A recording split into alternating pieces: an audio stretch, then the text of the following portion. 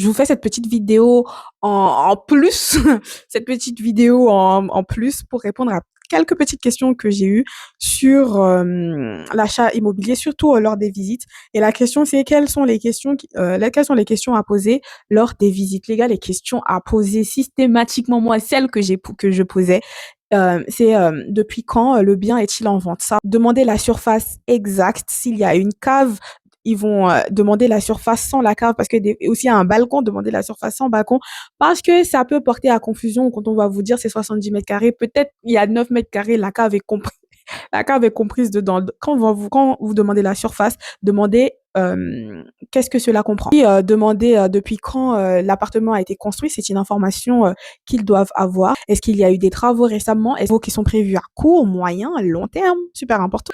Et ça dépend de la taille de l'immeuble. Il faut demander il y a combien de lots. Les lots, c'est-à-dire le nombre d'appartements. Ça va vous donner une idée sur la copropriété. Est-ce que c'est une grande copropriété ou c'est une petite copropriété? Demandez le nombre de lots. Des fois, quand il y a trop de lots là, il y a plein de lots qui ne payent pas leur charge. Demandez s'il y a des problèmes qui sont connus, des problèmes, je sais pas, d'humidité, de bruit, du voisinage. Posez ce genre de questions et des fois peut-être qu'ils vont vous mentir. N'hésitez pas si vraiment que c'est un bien que vous aimez d'aller toquer chez les voisins. Et vous leur dites oui, vous avez envie d'acheter un appartement dans cet immeuble et vous leur posez des questions sur le voisinage, sur le bruit, sur l'humidité, sur les cafards, sur les rats. Bref, vous leur posez plein de questions comme ça. Et normalement, ils sont honnêtes, ils vont vous répondre. Demandez également la classe énergétique, les gars, c'est quelque chose c'est important. Ça va vous permettre de savoir si dans votre appartement, vous allez beaucoup consommer ou pas. Super important.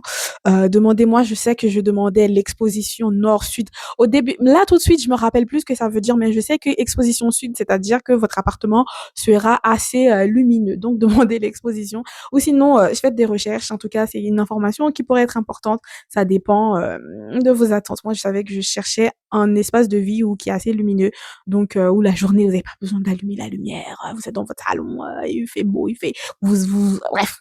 Ça dépend les raisons pour lesquelles vous voulez acheter un appartement. Si c'est pour faire du Airbnb ou pour faire de la location, il faut demander l'usage. Est-ce que dans cet immeuble-là, c'est très courant qu'il y ait des locations où le Airbnb est possible? Parce que les gars, si d'usage, c'est pas quelque chose de très courant, qu'en général les gens ils louent pas ici, peut-être que votre bien il n'a pas un potentiel locatif intéressant. Bref, posez la question. Après, des trucs du style, le bien, il est disponible quand? Parce que des fois, les gens, ils vendent et encore, ils habitent encore dans l'appartement. Ils vont vous dire, bah, ce sera prêt dans 6 mois ou dans un an. Oui, j'ai rencontré des vendeurs comme ça. Donc, n'hésitez pas à poser la question. Le bien, il est disponible quand? Pour la signature, c'est une signature à quand? Parce qu'en général, j'ai beaucoup parlé dans cette vidéo, je m'attendais pas à autant débiter. Mais sachez qu'une visite, ce n'est pas un simple coup de cœur, c'est un interrogatoire très intelligent.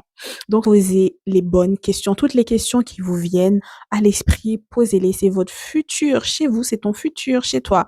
Même si t'as pas envie de déranger, pose la question que tu as envie de poser. Même si tu penses que ta question, elle est bête, pose-la. En fait, toutes les questions qui te viennent, il faut les poser parce qu'en fait, ce sera ton futur chez toi ou ton futur business, peu importe en tout cas, ce sera à toi bientôt. Ce serait dommage de ne pas poser une question à laquelle tu aurais pu avoir une réponse ou une réponse qui aurait peut-être évité plein de bêtises et d'erreurs sur ton parcours. En tout cas, l'autre question à laquelle j'ai envie de répondre, c'est une question qu'on m'a également posée. C'est dans les frais de notaire, qu'est-ce qu'il y a? Dans les frais de notaire, qu'est-ce que nous y trouvons? Qu'est-ce que nous trouvons dans les frais de notaire? Les gars, petit rappel important, je pense que c'est super important de le rappeler que 90% des frais que nous payons au notaire ne vont pas au notaire. J'ai appris ça et j'étais choquée. Et je me plaignais des frais de notaire, on disait, mais les notaires, ils se touchent, mais qu'est-ce qu'ils font? Non, non, non, non, non, ils viennent, ils t'assisent juste pour la signature, ils prennent 8% de ton bien. Parce que oui, le taux s'élève à environ 8% lorsque vous achetez dans l'ancien. Moi, j'ai acheté dans l'ancien. Donc, j'ai acheté pour environ 168 000 euros mon appartement. Donc, j'ai payé 8% au notaire. Et sachez que 90% de ces frais vont à l'État français, vont à la France de Macron. Donc, c'est juste une taxe parce que tu achètes. Voilà. Et les gars, la douille. La douille. Moi, j'ai acheté dans le privé. J'ai acheté directement avec le vendeur. Si vous achetez via une agence immobilière, en général, les agences immobilières, sur le prix du bien, ils rajoutent 10%. Déjà, de frais immobiliers, de frais d'agence. Sachez que lorsque le notaire va calculer ces 8%, Il va calculer ces 8% sur le prix total que vous avez payé, c'est-à-dire prix de base du bien plus les 10% des frais d'agence. Ça, j'ai jamais compris. Il va falloir nous arrêter ça tout de suite, Macron. Imaginez-vous, vous achetez, votre bien, il coûte 50 000 euros. L'agence immobilière ajoute 10 000 euros, donc le bien, il vous revient 60 000 euros. Donc, le notaire va vous faire payer 8% des 60 000 euros. C'est-à-dire, il y a déjà 10 000 que vous donnez à l'agence ça n'a rien à voir avec votre bien. Et en plus, vous payez des taxes sur ça. En fait, c'est une taxe sur la taxe parce que du coup, les frais d'agence, ce sont déjà des frais, ce sont déjà des taxes. Et franchement, ça là, j'ai jamais compris et franchement, bienvenue en France et c'est ça la France de Macron, c'est qu'on paye des taxes pour tout et pour rien. Bref, sachez que voilà, ça va à la commune, ça va à l'État, ça va au département, ça va pas spécialement au notaire et surtout, ce n'est pas négociable. Si on vous dit que c'est 8%, c'est 8% et on paye surtout les frais de notaire lorsque vous achetez dans l'ancien. Parce que lorsque vous achetez dans le neuf, les frais ne sont pas autant. Je crois que c'est 1 ou 2% et encore. Des fois, vous pouvez peut-être avoir des exonérations. C'est vraiment lorsque vous achetez dans l'ancien qu'on vous taxe comme ça. Voilà. Et c'est comme ça, il faut prévoir ça. Lorsque vous allez acheter un appartement, il faut prévoir les frais de notaire. La dernière question à laquelle je vais répondre encore dans cette tenue, elle est la suivante. Est-ce que lorsqu'on achète dans le neuf, c'est toujours sur plan? Alors, non. Lorsqu'on achète dans le neuf, ce n'est pas toujours sur plan, même si c'est le cas le plus courant. Le plus courant, lorsqu'on achète dans le neuf, on achète sur plan. Et l'inconvénient, c'est que il y a des délais, il y a un délai de livraison parce que vous n'avez pas encore vu, on vous a dit qu'ils vont construire l'immeuble, vous achetez un appartement dans cet immeuble-là. Des fois aussi, ils font des offres. Vous pouvez payer un petit peu moins cher lorsque vous achetez sur plan. Mais sinon, vous avez aussi le plan appartement déjà prêt.